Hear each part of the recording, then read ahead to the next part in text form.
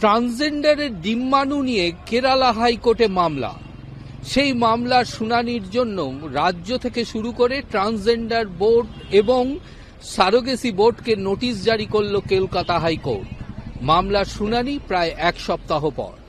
মূলত এক ট্রান্সজেন্ডার, তিনি জন্মগত অবস্থায় মহিলা হিসাবে লিঙ্গ নির্ধারিত হয়।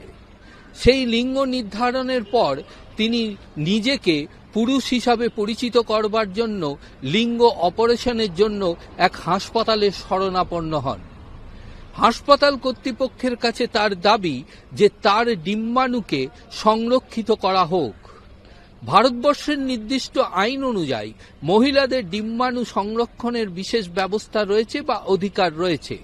সেই ট্রান্সজেন্ডারের দাবি, যেহেতু তিনি এখনো পর্যন্ত লিঙ্গ অপারেশন করেননি, ফলে মহিলা হিসাবে তার ডিম্বাণু সংরক্ষণ করা সাংবিধানিক অধিকার রয়েছে।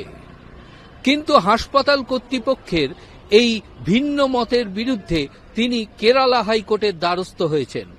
তার দাবি, এই ডিম্বাণু সংরক্ষিত করতে না দিলে সংবিধানের 21 নম্বর অনুচ্ছেদকে ভায়োলেট করা হবে। এছাড়াও 2019 সালের যে ট্রান্সজেন্ডার আইন রয়েছে, সেই আইনের প্রেক্ষিতে তা কিন্তু এই সিদ্ধান্ত যথেষ্টভাবে পরিপন্থী। তাই তিনি কেরালা হাইকোর্টের দ্বারস্থ হয়েছেন। তার দাবি, অবিলম্বে তার ডিম্বাণুকে সংরক্ষিত করা হোক।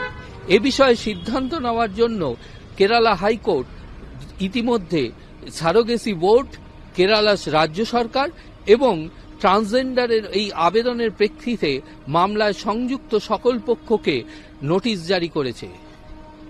ক্যামেরায় সন্দীপ সোমের সঙ্গে পীযূষ কান্তি নাগ, কলকাতা টিভি।